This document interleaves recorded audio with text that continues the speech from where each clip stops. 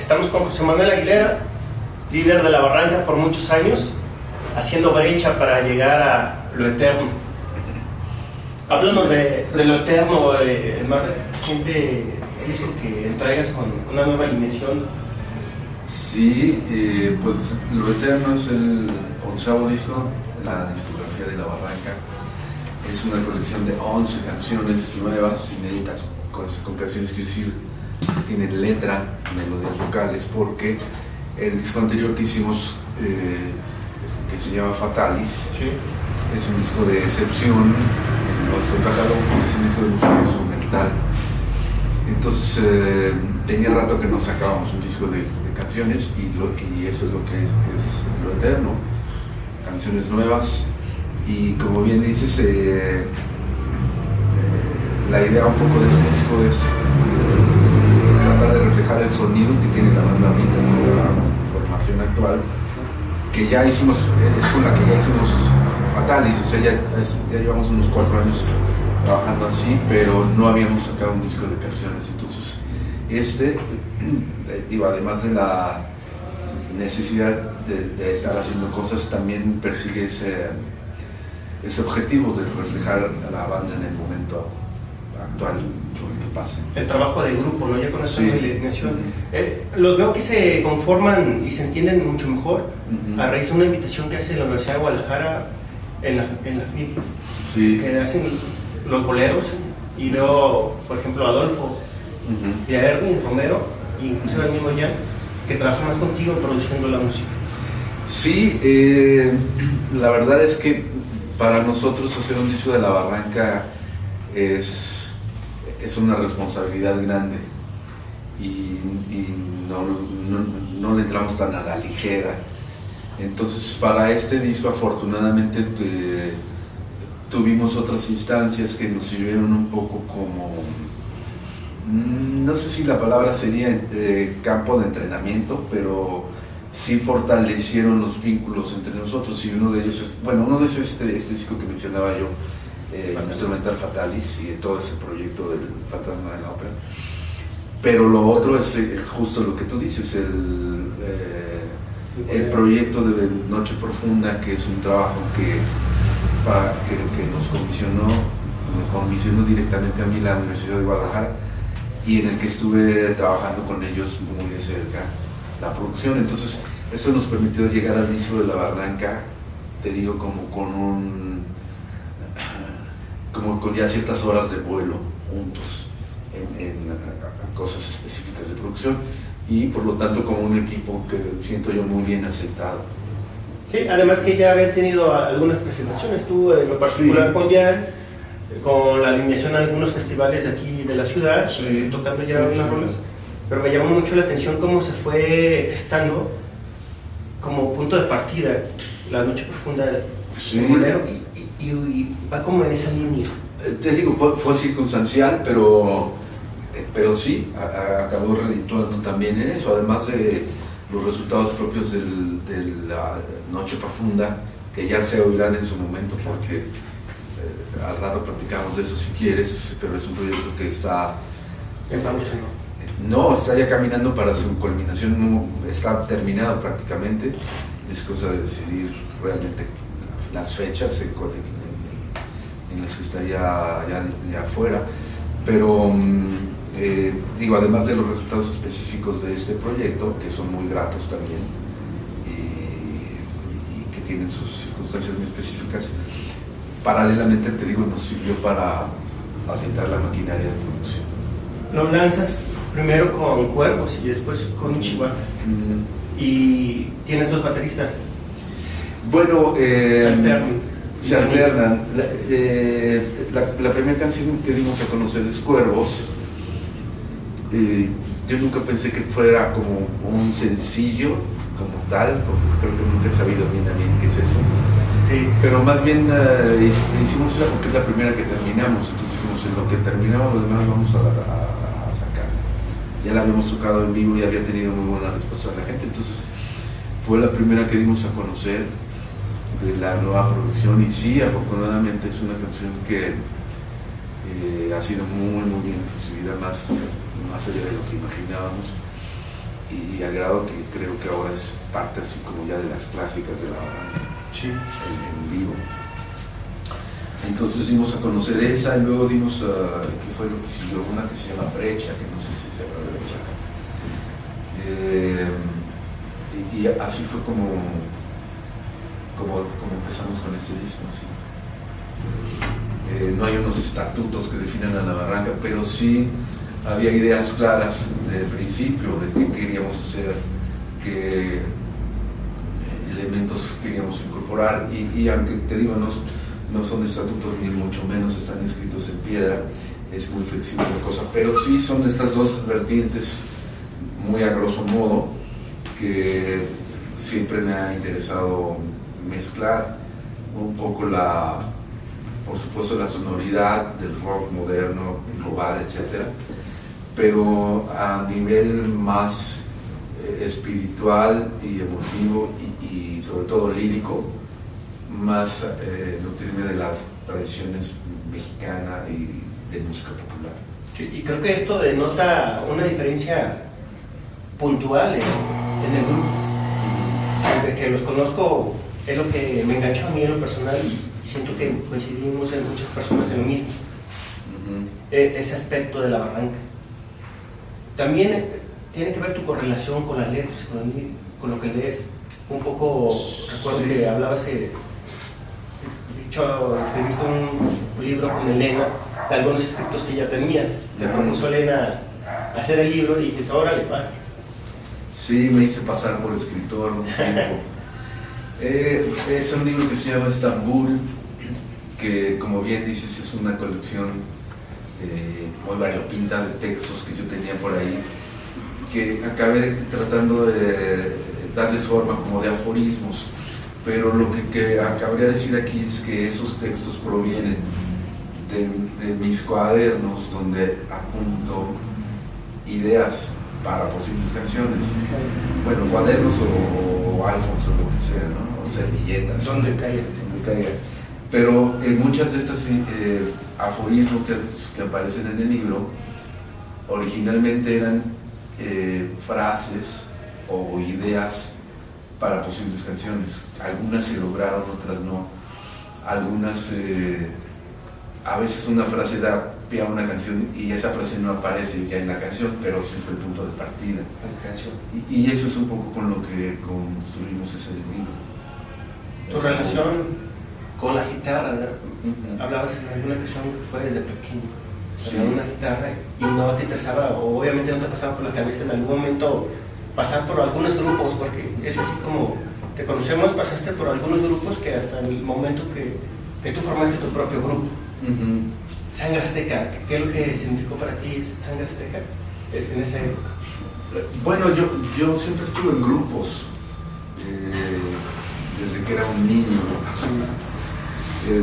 pero siempre me gustó, me atrajo esa posibilidad de hacer música y a través de la guitarra, que es hasta la fecha una fascinación absoluta e interminable, porque la guitarra siempre resulta un instrumento inagotable. Entonces siempre estuve en grupos, a veces como guitarrista, a veces como cantante, a veces escribiendo, en fin, siempre estuve así. Sangre Azteca lo que representa es un poco la concreción pues de todas esas ideas y sueños más juveniles, ¿no? En el sentido de que es un grupo con el que logramos hacer un disco y terminar un objetivo que nos habíamos planteado de hacer una grabación profesional, etcétera, y que en ese sentido pues es el primer disco que hago yo formalmente y representa para mí pues, es un punto de partida. De alguna manera ahí ya vas mostrando tu perfil como músico. Sí, porque estas ideas existen desde siempre en mí, ¿no? Esta idea de aproximarme hacia la música, construir las cosas a partir de la guitarra y tener una relación con la cuestión del idioma español y los elementos de música mexicana. Que ahí se reforzó porque encontré un socio que también estaba sobre lo mismo, que tenía muy clara la idea de para dónde moverse con el acordeón. Entonces sí fue un encuentro afortunado que nos permitió a los dos pues concretar este tipo de ideas que veníamos dándoles vuelta en la cabeza. Y en Sangre Azteca coincides con Federico Font. Con Federico Font y también con el querido Paul Adomene en una etapa, sí. Buenísimo. Ahí es la primera vez que trabajé con Federico. Bueno, estuvimos antes en un proyecto muy loco que nos juntó a él, a Alfonso y a mí y a otros músicos, que se llamó La Sociedad de las Sirvientas. Sí. Una cosa muy efímera y muy etílica. Ahí es la primera vez que estuvimos juntos, pero ya nos conocíamos todos. En ese entonces la escena mexicana era muy focalizada en ciertos lugares que era donde tocábamos los grupos. Tocabas en Satélite, ¿no? Y era como un grupo de... Yo era de Satélite, pero para ese entonces ya vivía al sur de la ciudad, que era de donde son todos ellos. Yo soy un advenedizo ahí. Pero como te digo, la escena era muy localizable, muy focalizable. Los grupos o tocaban en uno que se llamaba Luke o en otro que se llamaba Rocotitlán. Y un par de otros por ahí, pero básicamente en esos dos nos movíamos todos los músicos, entonces nos conocíamos todos, como supongo que sucedía aquí, a lo mejor en torno al Roxy, ¿no? De hecho, estuvimos hablando hace rato. Entonces nos conocíamos pues de la escena, de habernos visto tocar, ellos verme a mí con Sangre Azteca, yo verlos a ellos. Alfonso estaba, creo que ya con Caifanes, y Fon estaba con Kenny and the Electrics. Oh, qué bien. Entonces yo de ahí los había visto. Y era, te digo, era un ambiente muy reducido y era fácil como tener contacto personal, como poder ver a los músicos en su ambiente natural. Y por eso decía yo hace rato en otra plática que, a diferencia de muchos grupos que se forman con amigos que coincidieron en la prepa o en la carrera y deciden hacer una banda, La Barranca, se hace con músicos que ya teníamos un cierto recorrido, unas ciertas horas de vuelo ya acumuladas, cada quien por su lado, y que ya habíamos grabado todos discos y etcétera. Entonces tiene esa pequeña o gran diferencia con otras bandas, ¿no? De ahí surge un personaje muy importante para el rock nacional y un enlace que tienes muy directamente con él. Nos entregan un disco que es histórico e indispensable, o de funky, como Sí, bueno, Jaime es uno de estos personajes que eran parte fundamental, que casi diría fundador, fundacional, como diría de la escena, ¿no? Él definitivamente es un músico que estaba abriendo brecha en muchos sentidos. Entonces, pero también mi acercamiento con él o mi encuentro con él se da por eso, de que la escena era reducida. Entonces él y yo coincidíamos en un pequeño foro en el que tocábamos la Sangre Azteca y Jaime López, alternábamos, y ahí es donde se da el contacto. Y luego decidimos hacer algo juntos que acaba siendo ese disco de Audio Funky. Un disco importante ya en el mapa del rock nacional. Pues parece ser que sí quedó así, ¿no? Obviamente nunca lo pensamos como tal, y de hecho para nosotros el disco es era más un boceto, un cuaderno de apuntes. Nunca, nuestra intención no era ni siquiera editarlo. Estamos seguros. Sí, sino eran unos demos que estábamos haciendo para otro proyecto al que nunca llegamos, y que cuando se los dimos a conocer a una sello independiente, decidieron no vamos a sacarlos así tal y como están, pero para nosotros era pues, publicar un cuadro. ¿Era Ocean Sonic el sello? Era opción sónica. Sónica. Que después con los años tuvimos la oportunidad que lo tocaran en vivo aquí en Guadalajara. Sí, muchos años después. Y de hecho aquí es el único lugar donde se tocó. Bueno, y en Aguascalientes. Y en Aguascalientes. Sí, una única presentación. Fabuloso. Sí. Tu etapa en Nine Rain. Que así no se habla de esto. Sí, ¿cómo se mueve? no, Nine Rain es una, como siempre en la vida, una conjunción de circunstancias e intereses. Pero Nine Rain se da porque hay dos músicos de un grupo de residencia, no tanto origen, pero de residencia belga, que opera en Bélgica, que se llama Tuxedo Moon. Dos de esos músicos vienen a México. Sí. Un poco creo que originalmente como para vacacionar más bien. Y ya estando aquí se emocionan con el país, los atrapa. Y a través de amigos periodistas comunes, ellos dicen, queremos hacer algo aquí, pero pues nada más estamos nosotros dos. Entonces alguien les dice, pues yo les voy a presentar a un guitarrista que tal vez puedan hacer cosas juntos. Y así es como surge esa... Yo te soy sincero, no conocía a su grupo, ni a ellos como músicos, pero pues hubo ahí alguna conjunción de intereses, claro, musicales, hubo química, como se dice, y así fue que surgió este grupo, que grabamos un par de discos también. Ya paralelo seguías trabajando con Alfonso y con Federico para encontrar el fuego de la noche. A raíz de una invitación que tuvieron con José Force aquí en Guadalajara de tocar con músicos invitados, ¿no? Sí. José Force, no me acuerdo si es su primero o segundo disco como solista, sí. Su proyecto Forceps. Forces, Nos invitó por separado, Alfonso y a mí. Regresé a México después de esto y pensamos que había una posibilidad de venir a grabar el disco acá, como efectivamente sucedió.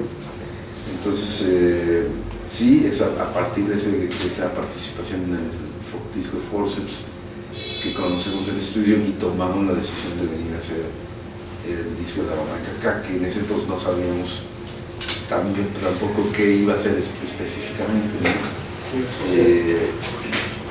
Pero sí sabemos que teníamos esas canciones y que las queríamos grabar. Ya estando aquí, las cosas corrieron con suerte, fluyeron muy bien. Y acabamos haciendo ese disco y acabamos decidiendo que se llamara La Barranca, etc. Aquí en Guadalajara. ¿Y La Barranca fue alusivo a La Barranca de aquí o fue por No, el tema? no, esa es una canción que yo ya tenía desde antes. Que viene en el disco. Que viene en el disco de la que decidimos tomar el nombre, sino que es otra cosa, es un género. O sea, ya teníamos un disco, pero no teníamos un grupo, o no nos habíamos dado cuenta de que lo teníamos. Que el grupo estaba ahí. Que el grupo estaba ahí, y obviamente tampoco teníamos nombre, pues también el nombre estaba ahí, en el mismo disco, ¿no? Es de esas cosas, esas situaciones en donde la música te da todas las respuestas, y que a veces así pasa. Pero ahí estas grabaciones que hicimos aquí nos dieron la respuesta de que teníamos una banda y de que se llamaba La Barranca. Eso surgió aquí. Se tiene un poco el fuego de la noche porque los convocan a Jaguares, por cercanía con Saúl. Sí, otra conjunción de circunstancias ahí raras. Bastante raras. Cuando nosotros estamos... fue un disco que nos tomó mucho tiempo terminar, El Fuego de la Noche, porque aunque lo grabamos muchas cosas aquí, las bases en Guadalajara, todo el proceso de postproducción lo hicimos en la Ciudad de México y era una cosa que estábamos financiando nosotros. Entonces, pues juntábamos un poco de lana y le avanzábamos tantito, pero nos tardamos mucho en acabarlo. Y sin embargo empezamos a tocar en vivo, ya como banda, con ese nombre de La Barranca. Y coincidentemente, el grupo de Saúl desde ese entonces se truena, se deshace, él se queda sin banda y él era uno de los músicos que nos iban a ver a nosotros a los conciertos de la banda. Entonces ahí se le ocurre plantearnos esa idea, ¿no? Hacer una nueva banda con él, que fue Jaguares, con esta entidad que ya existía, que era la Barranca. Sí, donde hay un par de temas, ¿no? Hay un par de ¿Son temas. sueños? Sí, ajá. En alguna ocasión te pregunté de esa canción de Solo son sueños, me decías que hablaba un poco de nuestras culturas prehispánicas, que son venimos a soñar, ¿no? No me acuerdo. Sí. No me acuerdo ni de la rola ni de qué hablo, pero si te dije eso, es cierto. Sí, es cierto. Y tocaste, creo que un par de estos temas en una tocada en Tlaquepaque.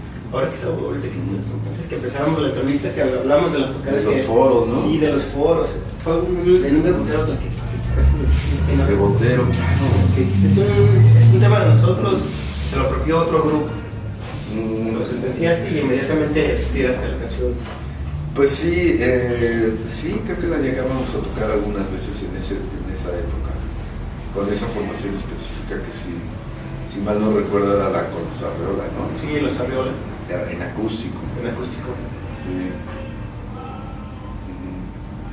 Los personajes que han pasado por la barranca, que dice la canción Nadie puede salir de la barranca, de alguna manera han aportado también a tu perfil y tu persona musical. Claro. En el caso puntual de Jorge Cot Gaitán, que tocaba el violín, después participaba en guitarras, ya no siguió más él para Rueda de los Tiempos, porque más su fundación era como violinista, no como guitarra, cambia un poco el sonido. Sí, bueno, en un grupo, no solo en la barranca, sino en cualquier grupo de dimensiones reducidas, como es un grupo de rock de 3 o 4 elementos, si cambias uno o agregas uno, naturalmente cambia la sonoridad y las relaciones entre los demás instrumentos, ¿no?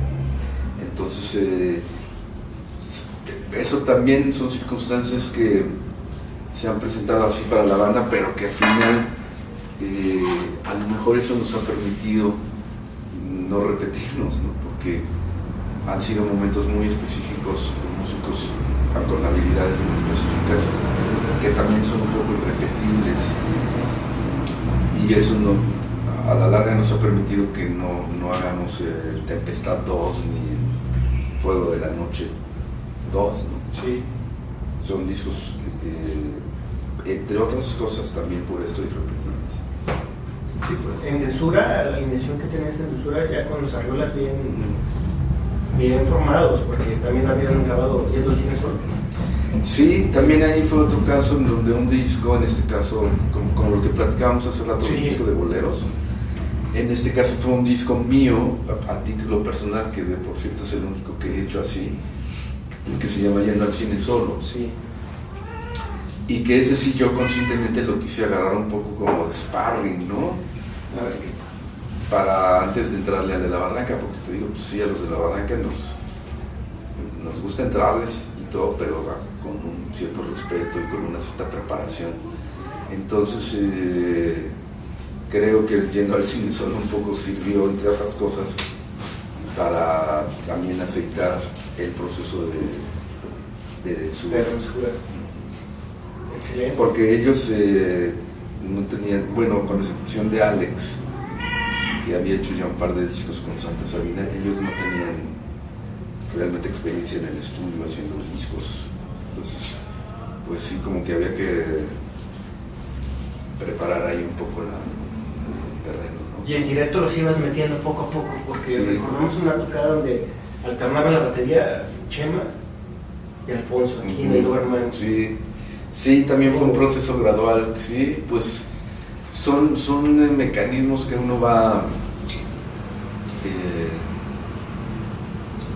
dilucidando conforme se presentan las cosas y las circunstancias, y siempre en aras de proteger a la barranca, que siempre poderla tener en óptimas condiciones, ¿no? Excelente. Pues esta alineación pinta para largo tiempo cambiando. Pues ojalá, sí, nunca se sabe, ¿no?